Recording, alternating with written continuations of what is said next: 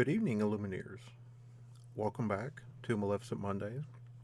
I apologize about my absence um, with family issues. Grandmother passed away that I've been caring her for, and it's taken some time to grieve and get over that. In the meantime, I've missed a lot of things, which is why I'm not going to do card reviews for the time being. We'll wait till the set completely releases, and then I'll kind of give my theoretical thought processes. So today I am going to be talking about drafting in Disney Lorcana, and I'm going to talk about specifically the experience that I had this weekend. I had this on Saturday night. We drafted the first chapter at Bring It Back Games in Shelbyville, Tennessee. There were 11 players, so we had a pod of 6 players to draft and a pod of 5 players to draft. I was in the pod of 5. Um, so when you're drafting, obviously the rules for drafting in Lorcana, if you don't know, is you can draft. It doesn't matter the color. You can draft whatever color ink you want. They all go in your deck. You can play them. No restrictions. Um, Everything else has to. You may, if you draft more than 4 copies of a card, you may play more than 4 copies of a card. Um, uh, but all other restrictions work as normal. Still have to be able to ink an inkable card, etc. Um, I'm going to start by the graph on the left, and then I'll zoom in and we'll talk about the individual cards. Um, so you'll notice that I am proportionately. Um, Let me zoom in a little bit more. Hold on a second, so you can read these numbers a little better. So I have 8 1 cost cards, 12 2 cost cards, 8 3 cost, 8 4 cost, and then from there on I decrease.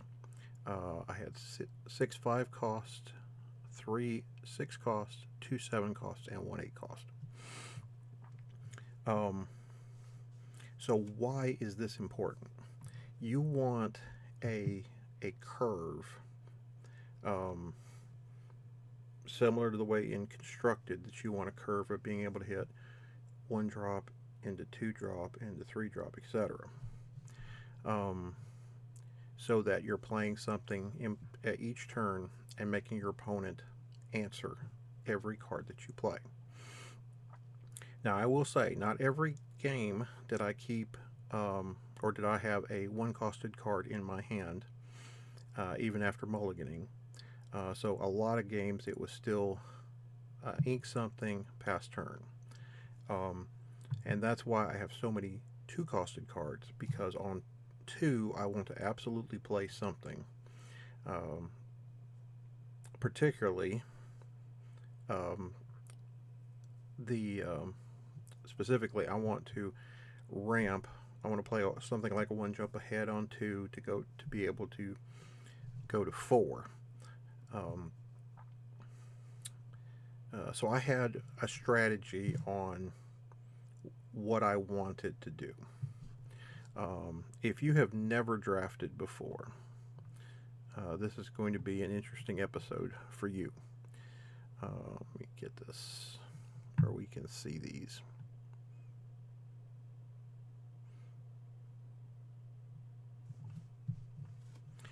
Okay, so let's look at our. Let me view this by SS color. Why it doesn't have a cost, where I can view it by cost, I don't know. So I only had 3 1 costed characters: Pascal, uh, Duke of Weaselton, and Minnie Mouse. My other 1 costed cards are very important. Here, let's get all those to load. It's one a little too far. I drafted a Vicious Betrayal, 2 Fan the Flames, and a Develop Your Brain, And then for items, I had one Scepter of Arendelle. Um, so in this particular spot, um, I, I didn't I didn't have a lot. Now, when you draft in um, any game, each player will open one of their packs. They will look through the pack. They will choose one card in the pack. They draft that card. That card goes face down on the table, and until the pack is finished being drafted, you cannot look back at those cards. So you have to remember what you draft. Similar to what you have to do with inkables. Um, you're going to pass twice to the right and twice to the left. So the first pack is going to go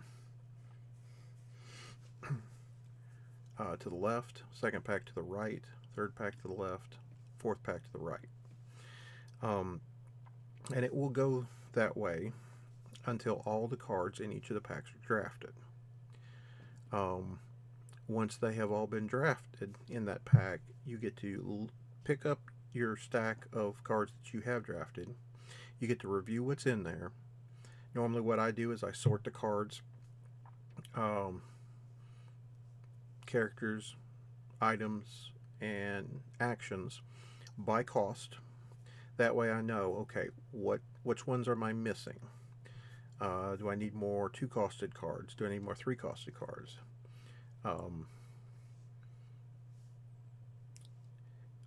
You want the majority of the cards that you draft to be characters. Very similar to the way that you construct a normal deck that you bring to an event. Now, I had a particular strategy. We're going to go over each of our colors or our costs for each of them, and at the end I'll go over what my entire strategy was. Unfortunately, I don't have a full list of every card that I saw in each pack, because that kind of note taking you can't do. So it all has to be mental, to be remembered. All right, so for 2-costed cards, characters, I drafted one Sebastian, one Dr. Facilier Charlatan, one Gaston, one Prince Eric.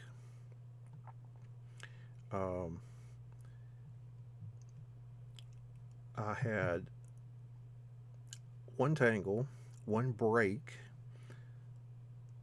at 2. I also had 2 One Jump Aheads. Those were very important. 2 Stolen Scimitars and 2 Beast's Mirror. Now again, I don't have a lot of 2-costed characters. My goal at 2, with what I saw in each of the packs, was I want to see cards that ramp me to my higher costed cards. All of the 1 and 2 costed cards only have 1 lore, with the exception of Gaston, and he was a pseudo removal spell, or he was there just to take a character off the board. 3 costs, we have Iago, which doubled as both a potential way to gain lore, as well as something to keep my opponent's characters from gaining lore in key situations. 2 Abu, we have 1 Belle, 1 Jasmine, 1 Kristoff, 1 Jet. Oh, and that's all the 3's characters. Sorry. I didn't have any 3-cost actions. I only had the 1 3-cost song, and that was Friends on the Other Side. That was intentional. And I had no 3-costed items. So this was the start of where we started to ramp up, right? I had Maleficent that lets me draw a card.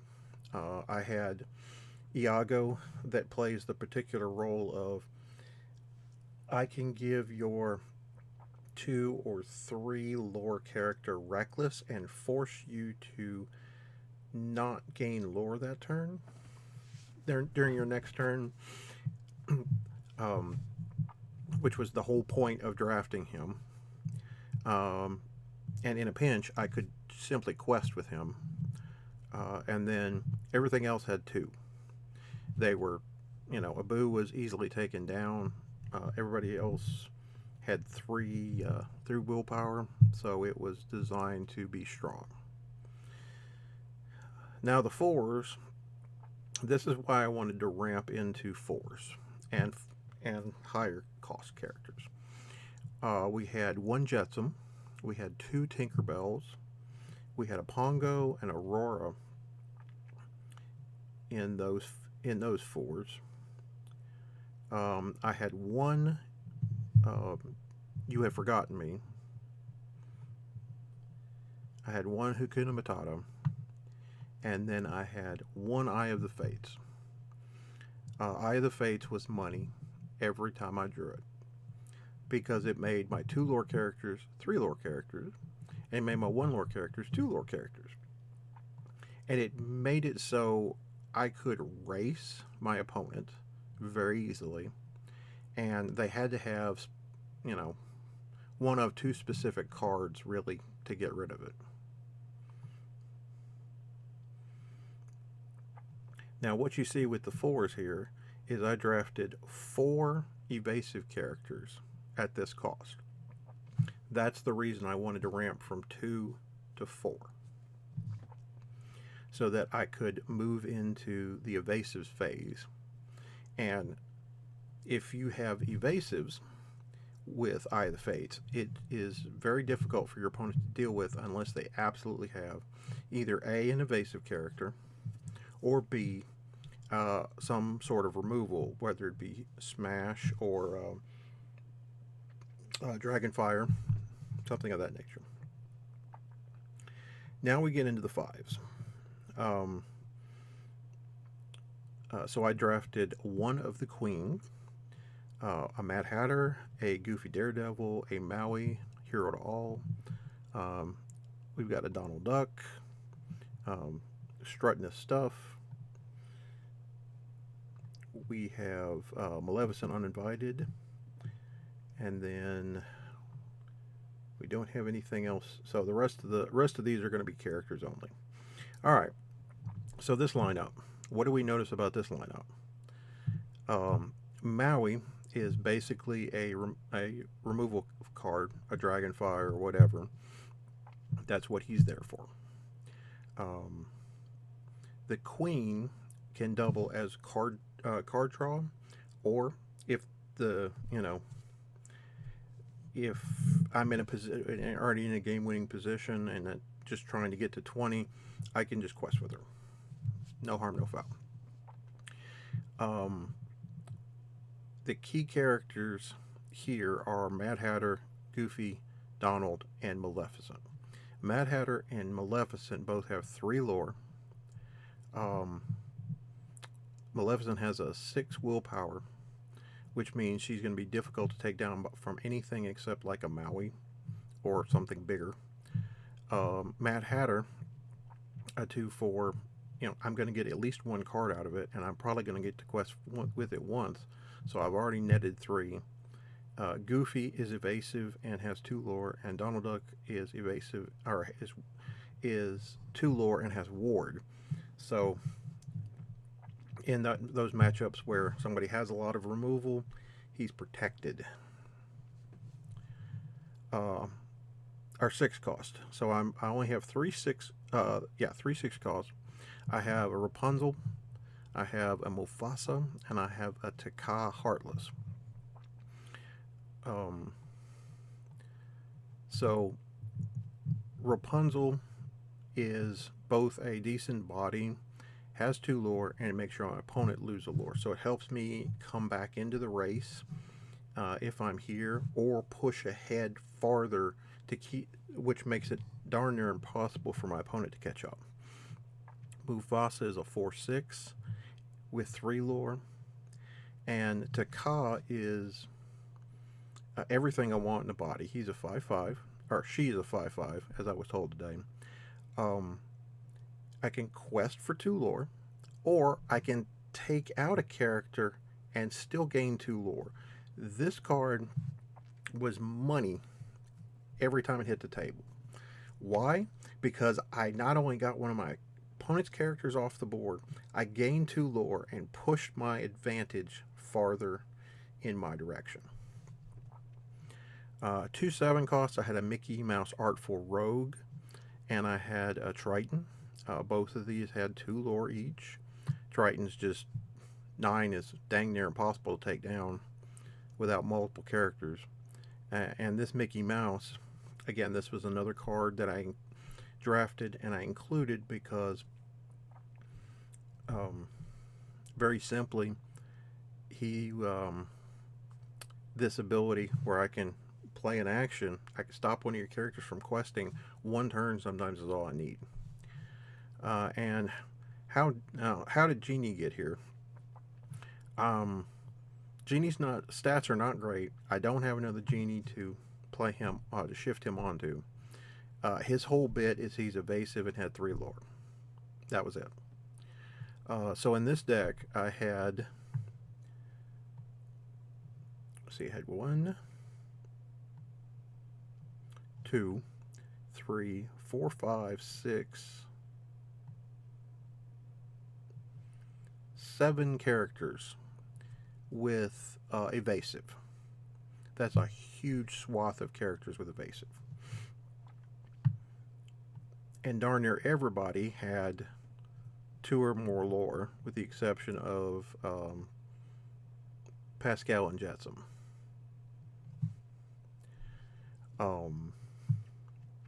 I had 4 characters with 3 lore: Mufasa, Mad Hatter, Maleficent, and Genie.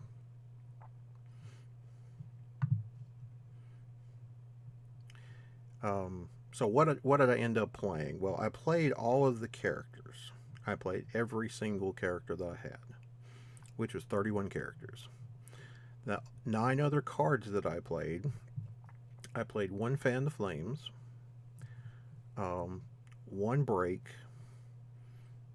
1 You Have Forgotten Me, 2 One Jump Aheads, 1 Friends on the Other Side, 1 Scepter, 1 Beast Mirror, and 1 Eye of the Fates. I never ended up playing the Scepter or the Beast Mirror, which was odd. I thought I would run out of cards sooner, but that didn't happen. And I didn't draw it when I was actually empty-handed. Friends on the Other Side, I played in either 2 or 3 of the 2 or 3 of the matches. I played both One Jump Aheads, and I hit at least 1 in every game.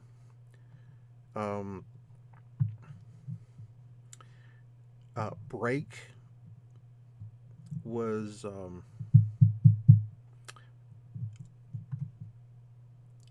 actually it was actually key to break parity in one of the games that I played specifically. And You Have Forgotten Me. My opponent was playing very cautiously and not playing down too many threats. I don't know if he had multiple threats or if he was just trying to get to certain things. But I hit him with this and left him with 1 card in hand when I still had about 3, and I was able to maintain that tempo.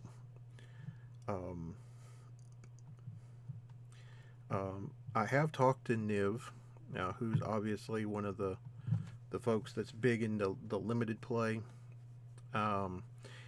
And the only thing he really questioned is this Sebastian. Why did I play this over the second Beast Mirror? I could see that. I only have the 4 songs, and only one of them, 2 of them I could have played off Sebastian, or needed the singer ability to do it. I thought bodies were more important, and I probably could have gotten away Um, I could have gotten away with doing 30 characters and 10 non-character cards, but I didn't. Um, Eye of the Fates was definitely one of the MVPs. I didn't see it every game, but I saw it a lot of the games, and it really pushed into some um, great areas. Let's see. I only ever remember triggering Mickey Mouse Artful Rogue once, and I was able to break and was able to break an opponent's item. I'm trying to remember which item they had in play. I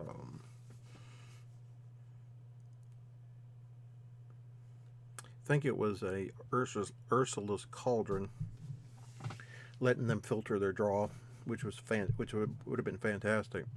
But I broke it and made sure that their 3 lore character couldn't quest, and then I took out their 2 lore character, and it allowed me to catch up and uh,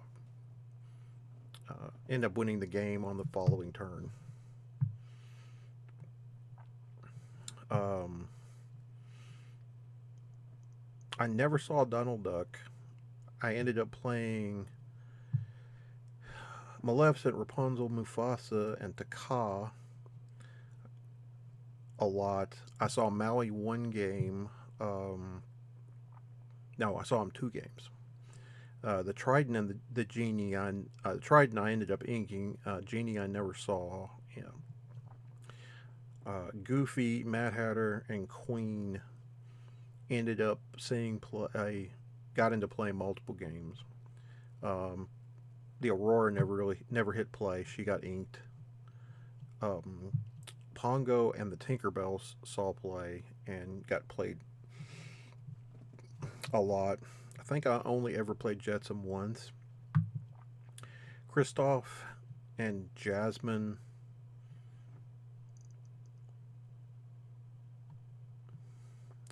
saw uh, hit play a couple of times. Bell hit play a couple of times. The 2 Abus actually was kind of clutch. I remember seeing at least one of those multiple times. The Iago, I only ever played in 1 game. I was trying to set up a scenario where I could catch one of my opponent's 2 or 3 lore characters in a situation and force them to block, or force them to challenge. And the one scenario I got him into play, my opponent had a Tapper Elsa and had Rafiki in play, and I'm like, well, Rafiki wants to challenge, and Elsa's just gonna exert something, so that's worthless. So I ended up using the Eye of the Fates and Iago and questing for 2, but also having the 4 4 willpower made it hard for him to go off the board. Maleficent, I ended up playing a couple of times, drawing cards. The 2 drops were interesting. I don't remember if I ever played a Dr. Facilier in play. 1 game I played as Sebastian, just as a body, so I could take out another body. Prince Eric, I played a couple of games. Gaston, I got into play once. My opponent was trying to play around it, but eventually I was able to get rid of something. I did not see the Pascal, or if I ended up seeing the Pascal, I was already so far ahead that it didn't matter. So I ended up inking it. I had the Duke and the Minnie Mouse. If I was able to play something on one, it usually ended up being one of these.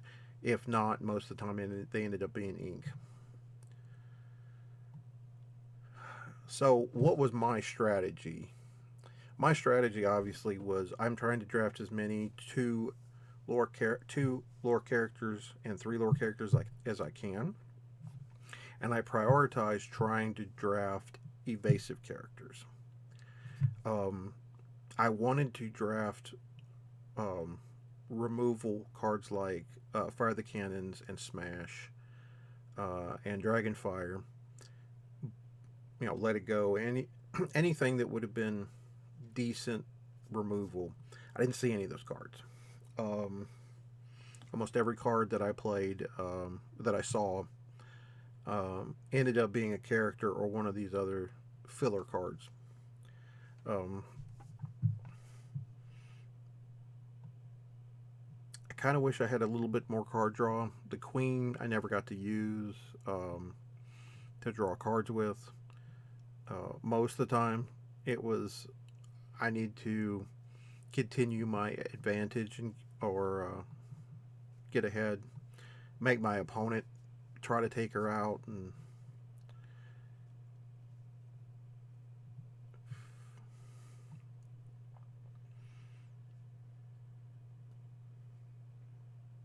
yeah, some cards you get as a last pick. So like the Stolen Scimitar is like this ended up being the last card in the pack, and I got past it, so it's like eh.